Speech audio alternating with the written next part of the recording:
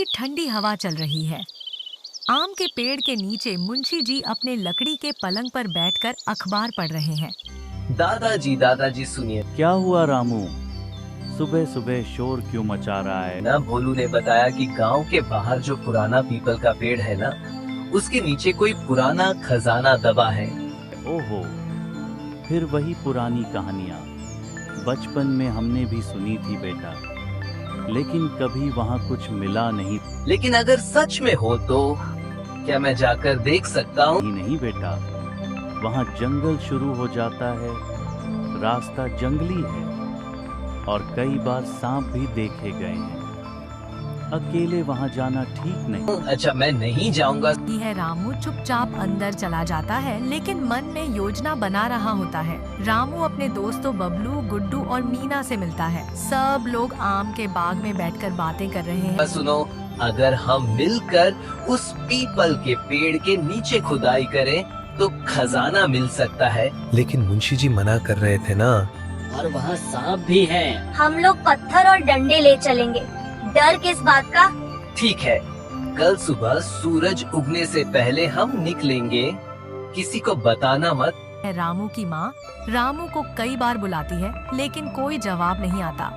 वह आंगन, खलिहान, तालाब तक जाकर देखती है। बाबूजी, रामू कहीं दिख नहीं रहा है। क्या? कहाँ गया वो नालायक? गांव में हल्ला मच जाता है। सभी लोग इकट्ठा होते हैं। एक छोटा सा जांच दल बनता है। सरपंच जी की अगुवाई में लोग मशाल, डंडे और टॉर्च लेकर निकलते हैं। रास्ता कांटों और पत्थरों से भरा है। ये सब मेरी लापरवाही का नतीजा है। नहीं भाई, बच्चों की जिद कई बार भारी पड़ती है। हम सब साथ हैं। रामू और उसके दोस्त जंगल में हैं। वो खजाना ढूंढने में लगे हैं। थोड़ी खुदाई करने के बाद कुछ चमकता हुआ पत्थर निकलता है। ये क्या है? ये तो सोने जैसा लग रहा है। अरे नहीं, ये तो पीतल का कोई पुराना बर्तन है।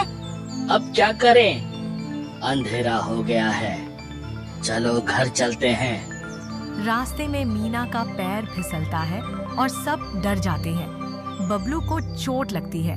सब घबरा जाते हैं। एक ग्रामीण दौड़ता हुआ आता है। मैंने नदी किनारे एक शर्ट वाला लड़का देखा था, शायद रामू ही था। सब लोग मशालें लेकर दौड़ते हैं। रामू अकेला बैठा है, डर के मारे कांप रहा है। दादाजी, मुझे माफ कर दो। बेटा, बस तू ठीक, यही बहुत।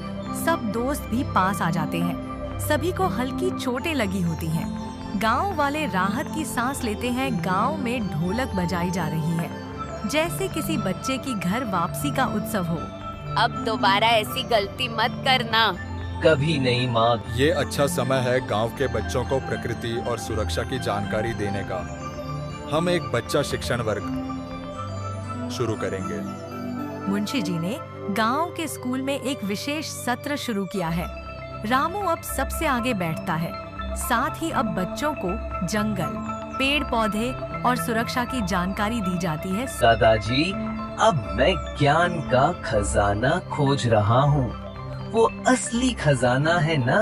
बिल्कुल बेटा, असली खजाना तुम्हारे दिमाग में है। सभी गांव वाले तालियां बजाते हैं। हर खोज के पीछे एक सपना होता है, लेकिन हर सपने को समझदारी से देखना जरूरी होता है। इस कहानी में मासूम रामू की खोज ने पूरे गांव को एक कर दिया। एकता, प्रेम, शिक्षा और मार्गदर्शन, यही वो आधार हैं जो बच्चों को सुरक्षित और मजबूत बनाते हैं। चलिए अपने बच्चों के साथ संवाद करें, उनके सपनों को दिशा दें, ताकि उनकी हर खोज उन्हें रोशनी की ओर ले जाए।